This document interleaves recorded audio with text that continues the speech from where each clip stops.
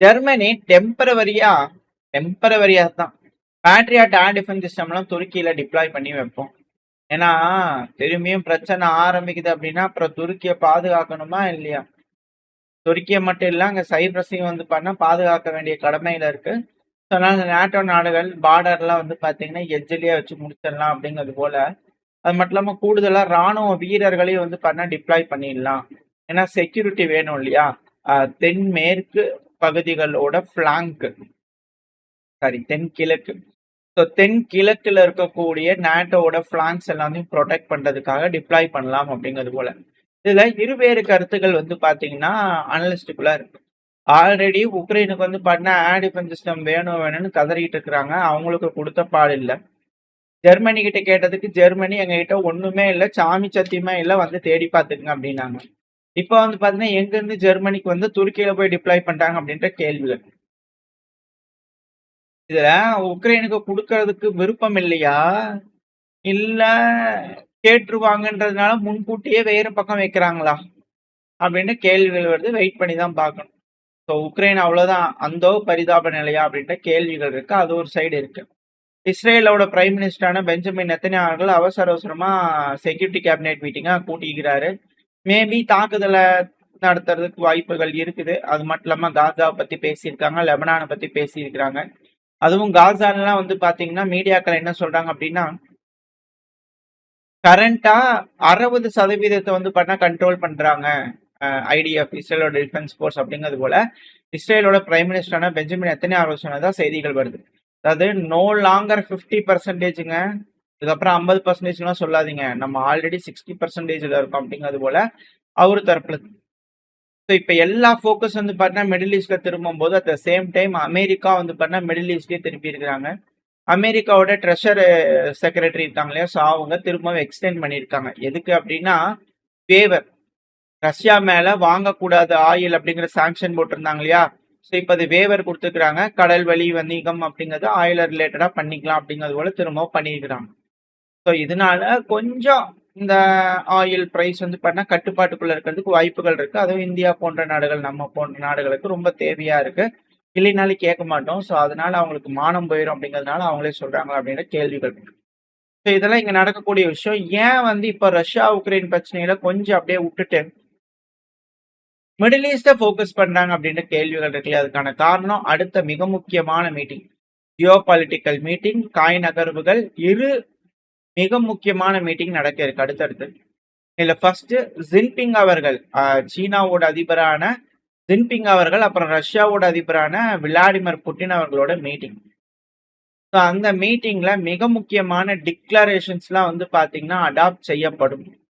Multi polar world சம்பந்தப்பட்ட மிக முக்கியமான விஷயங்கள் முடிவெடுக்கப்படும் அப்படிங்கிற சொல்றாங்க. இன்டர்நேஷனல் ரிலேஷன்ஷிப்பே ஒரு புது மாடல் அப்ரோச் பண்ணலாம். அதுவும் ரஷ்யா வந்து பாத்தீங்கன்னா ரொம்ப அதிகமா எக்ஸ்பெக்ட் பண்றாங்களாமா. இப்போ வரக்கூடிய சைனாவோட விசிட்ல ரொம்ப அதிகமான எக்ஸ்பெக்டேஷன் இருக்குன்னு பெஸ்கோ அவர்கள் தரப்பு இருந்து செய்திகள் வருது. ஏன்னா ரஷ்யாவும் சைனாவும் குறைஞ்சது 40 டாக்குமெண்ட்ஸ்ல கையெழுத்திடப்படலாம். ஸோ இணக்கம் அப்படிங்கிறது ரஷ்யாவுக்கு சைனாக்கு ரொம்ப அதிக அளவுல வந்து பாத்தீங்கன்னா இது இருக்கு. இது நம்மளுக்கு ஒரு த்ரெட்டா இருக்கு. என்ன நடக்க போகுது, என்ன பேசிக்க போறாங்கன்றத நம்மளும் வாட்ச் பண்ண வேண்டிய கடமையில இருக்கும். ஏன்னா சீனா நம்மளுக்கு ஒரு த்ரெட்டே. என்னைக்கா இருந்தாலும் பார்டர் அண்டை நாடுனாலே த்ரெட்டு தான். ஸோ அந்த சூழ்நிலைக்கு ஏற்ப இப்ப சைனா அப்புறம் ரஷ்யா வந்து பாத்தீங்கன்னா இணையறாங்க அப்படிங்கிறது பார்க்கலாம். ஸோ இந்த தடவை புட்டின் அவர்களோட விசிட் ஜின்பிங் அவர்களோட எந்த மாதிரி இருக்க போகுது, இந்த உஷங்கா அவர்கள் வந்து பாத்தீங்கன்னா தெளிவுபடுத்திக்கிறாரு. பீஜிங்ல வந்து பாத்தீங்கன்னா மே 19 ஈவினிங் போவாங்க. மிக முக்கியமான விஷயங்கள் ஃபாரின் மினிஸ்டர் வாங் ஈ அவர்களே வந்து பாத்தீங்கன்னா வெல்கம் பண்ணுவாரு. அதுக்கப்புறம் ஜி அவர்கள் அப்புறம் புட்டின் அவர்கள் வந்து பாத்தீங்கன்னா டிஸ்கஸ் பண்ணுவாங்க. பவர் ஆஃப் சைபீரியா 2 ப்ராஜெக்டை வந்து பாத்தீங்கன்னா டீட்டெயில்டா பண்ணுவாங்க அப்படிங்கிற விஷயங்கள். எல்லாமே உஷங்கா அவர்கள் சொல்லக்கூடியது, பெஸ்கோ அவர்கள் சொல்லக்கூடியது, வரக்கூடிய மிக முக்கியமான மீட்டிங். ஏன் அப்படின்னா இப்பதான் வந்து பாத்தீங்கன்னா ட்ரம்ப் அவர்களுக்கும் ஜின்பிங் அவர்களுக்கும் மீட்டிங் நடந்தது. அது ஒன்றும் பெருசா அமெரிக்காவுக்கு கை கொடுக்குற மாதிரி இல்லை. அமெரிக்கா ஒரு பெரும் பட்டாளத்தையே வந்து பாத்தீங்கன்னா கூட்டிட்டு போயிருந்தாங்க இந்த சிஓஸ் எல்லாத்தையுமே. சீனாக்கு போனாங்க, சுத்தி பார்த்துட்டு வந்திருக்கலாம். ஆனா இப்போ ரஷ்யாவும் வந்து பாத்தீங்கன்னா பெரும்படையோட போறாங்க. அட் த சேம் டைம் சீனாவும் பெரும்படையோட வராங்க. எதுக்குன்னா எல்லாம் கூடி பேசிக்கிறதுக்காக. அப்படி என்ன சீனா தரப்புல இருந்து வராங்கன்னா, சீனாவோட முதலீட்டாளர்கள், பிசினஸ் பர்சன்ஸ், அமெரிக்காவோட பிசினஸ் பர்சன்ஸ கூட்டிட்டு வரும்போது, இங்க சீனா ரஷ்யாவுக்கு வந்து பண்ண பிசினஸ் பர்சன்ஸ கூட்டிட்டு வராங்க. இதனால அமெரிக்கா இங்க இருக்கக்கூடிய பிசினஸ் பர்சனை பார்த்துட்டு ஏதாவது டிஸ்கஷன் பண்ணி அக்ரிமெண்ட் போட்டா சீனாக்கலாம். அமெரிக்கன்ஸை கூட்டிட்டு வந்து டிஸ்கஷன் பண்ணி டீலிங் போட்டா அமெரிக்காவுக்கு தானே லாபம் அப்படிங்கிற ஒரு கேள்வி. இப்ப இங்க புட்டின் அவர்களோட சைனாவும் சில எதிர்பார்ப்புகள் இருக்கு, புட்டின் அவர்கள் ரஷ்யாவுக்கும் சில எதிர்பார்ப்புகள் இருக்கு. அப்படிங்கும்போது மியூச்சுவலா இரு நாடுகளும் பிசினஸ் பார்ட்னர்ஸ்க்கு அவங்க கிட்ட இருக்கக்கூடிய இயற்கை வளம் அப்படிங்கும்போது இருதரப்புலையுமே கொஞ்சம் இணக்கமா போறதுக்கு வாய்ப்புகள் அதிகம், ஒற்று போறதுக்கும் வாய்ப்புகள் அதிகம். அப்போ இக்கட்டான சூழ்நிலை அப்படிங்கும்போது இருதரப்புல என்ன மாதிரியான அக்ரிமெண்ட்ஸ் கையெழுத்திடப்படுது அப்படிங்கிறது இருக்கு. ஏன்னா இதுல மல்டி போலார் வேர்ல்டு அப்படிங்கிற ஒரு விஷயம் அடிப்படுது. அடுத்தது பிரிக்ஸ் சமிட் வந்து பாத்தீங்கன்னா செப்டம்பர் 12, 13 அதுக்கும் புட்டின் அவர்கள் பங்கெடுப்பார் அப்படிங்கிற செய்திகள் வருது. ரஷ்யா சைனா வர்த்தகம் அது ரொம்ப முக்கியம், மல்டி போலார் ரொம்ப முக்கியம். அதுவும் ஆல்ரெடி வந்து பாத்தீங்கன்னா பிரிக்ஸ் அப்படிங்கும் போது லோக்கல் கரன்சிஸ் அது மிக மிக முக்கியம். ஆல்ரெடி ரஷ்யாவும் சைனாவும் வந்து பாத்தீங்கன்னா என்டையர் டிரான்சாக்சனுமே ரூபல் யுவான்ல பண்றதா சொல்றாங்க. இந்த மீட்டிங்லயே வந்து பாத்தீங்கன்னா மிக முக்கிய நபர்கள் வந்து பாத்தீங்கன்னா சொல்றாங்க ரஷ்யால. ஸோ ஆல்மோஸ்ட் எல்லா டிரான்சாக்சனுமே நாங்க ரூபல் யுவான்ல பண்ணிக்கிறோம். ஏன்னா வேற நாடோட இன்ஃப்ளூயன்ஸ் இல்ல, தலையீடு இல்ல, ஸோ குளோபல் இன்ஸ்டெபிலிட்டியா இருக்கு. ஸோ அதனால எங்களுக்கு நாங்க எது சாட்டிஸ்ஃபைடா இருக்குமோ அதுல பண்ணிக்கிறோம் அப்படிங்கிறத சொல்றாங்க. இதனால என்ன மாதிரியான ஒப்பந்தங்கள், வர்த்தகங்கள், வணிகம், என்ன மாதிரியான குடுத்தல் வாங்கல் இவங்க இருதரப்புல இருக்குன்றது யாருக்குமே தெரியாது, மானிட்டர் பண்ண முடியாது. ஒரு ஆடிட்டர் இல்ல. இதுக்கு முன்னாடி வந்து பாத்தீங்கன்னா ஆடிட்டர் இருந்தாங்க, அமெரிக்கா, மேற்கு நாடு அப்படிங்கிறது போல இருந்தாங்க. இப்ப ரஷ்யாவும் சீனாவும் என்னதான் செஞ்சுக்கிறாங்க, என்னதான் பேசிக்கிறாங்க அப்படிங்கிற விஷயங்கள் கொஞ்சம் தெரிஞ்சுக்கிறதுக்கு வந்து பாத்தீங்கன்னா சிக்கலா இருக்கும் அப்படிங்கிற மாற்றுகட்டுல. ஸோ ஒரு பெரிய அஃபீஷியல்ஸ் கூட்டமே வந்து பாத்தீங்கன்னா கூட போகுது ரஷ்யா சைனால. ஸோ என்ன மாதிரியான முடிவுகள் எடுக்க போறாங்கன்றது பார்க்கலாம். ஸோ இது அங்க இருக்கக்கூடிய டிப்ளமேட்டிக்கல் விஷயம். அடுத்தது அப்படியே நம்ம டிஃபென்ஸ் ரிலேட்டடா வந்துட்டோம்னா ரஷ்யாவோட Su-57 ரக விமானம் ரஷ்யாவோட ட்ரூப்ஸுக்கு வந்து பாத்தீங்கன்னா கவர் கொடுக்க ஆரம்பிச்சிருக்கு. சில பகுதிகளில் அதிகப்படியா Su-57 இப்ப தென்படுது. ஏன் அப்படின்னா Su-57ங்கிறது பெருமளவுல பயன்பாட்டுல இல்லை அப்படிங்கிற குற்றச்சாட்டுகள் இருக்கு. அது எல்லாம் தகுடுபடி ஆக்குற மாதிரி களத்துல Su-57 வந்து பாத்தீங்கன்னா இறக்கி விடப்படுது. பேட்டில் ப்ரூவனுக்காக ரஷ்யா இப்ப அவங்களோட அதிநவீனமயமான விமானங்களை பயன்படுத்துறாங்க. இதுல என்னன்னா இருக்கக்கூடிய வீடியோஸ், இமேஜஸ் வச்சு பார்க்கும்போது அவங்களோட டார்கெட்டிங் கண்டெய்னர் அப்படிங்கிற ஆப்டிக்கல் எலக்ட்ரானிக் சிஸ்டம் 101 KS எட்டால் சொல்லுவாங்க. ஸோ அது வந்து மாடிஃபிகேஷன் நடந்திருக்கு அப்படிங்கிற சொல்றாங்க. ஸோ மிக முக்கியமான மாடிஃபிகேஷன் நெக்ஸ்ட் ஜெனரேஷன் ஃபைட்டர் ஜெட்ஸ்ல வந்து பாத்தீங்கன்னா இப்போ ரஷ்ய தரப்பு வந்து பண்ணிக்கிட்டு இருக்காங்க. நம்மளும் அதை வாங்கலாமா அப்படிங்கிற பேச்சுக்கள் போயிட்டு இருக்கு. அதுக்கான டேர்ம்ஸ் கண்டிஷன்ஸ் தான் செட் பண்ணப்பட்டிருக்கு. ஸோ ரஷ்யாவும் பேட்டில் வந்து பாத்தீங்கன்னா களமிறக்கி டெஸ்ட் பண்ணிட்டு இருக்காங்க. ஸோ வரக்கூடிய காலம் ரொம்ப இக்கட்டான காலம். எப்படி ரஷ்யாவோட இந்த விமானம் பெர்ஃபார்ம் பண்ண போகுது அப்படிங்கிறது பார்க்கலாம். அட் த சேம் டைம் ரஷ்யாவோட ட்ரோன்கள், ரஷ்யா இப்ப பயன்படுத்திட்டு இருக்கக்கூடிய ஜிரான் ரக ட்ரோன்கள் ஷாகிதோட ஒரு காப்பி அப்படிங்கிற சொன்னாலுமே ஸோ ரஷ்யாவும் அதான் அடுத்த கட்ட வளர்ச்சியை நோக்கி கொண்டு போயிட்டு இருக்காங்க. இதை உன்னிப்பா கவனிச்சுக்கிட்டு இருக்கிறது உக்ரைன். ஸோ என்ன மாதிரியான வெரைட்டிஸ் ஜிரான் ட்ரோன்கள் ரஷ்யா யூஸ் பண்றாங்க, அது எவ்வளவு அவங்களால ப்ரொடியூஸ் பண்ண முடியும் அப்படிங்கிற பல்வேறு விஷயங்களை அவங்க வந்து பாத்தீங்கன்னா தொடர்ந்து பார்த்துக்கிட்டு இருக்கிறதுல கண்காணிக்கிறதுல வந்து பாத்தீங்கன்னா அவங்கள மிஞ்சி யாருமே இருக்க முடியாது. ஏன்னா ஆயிரக்கணக்கான ட்ரோன்கள், நூற்றுக்கணக்கான ட்ரோன்கள் தினந்தோறும் வந்து பாத்தீங்கன்னா உக்ரைனை பதம் பார்த்துக்கிட்டு இருக்கு இல்லையா.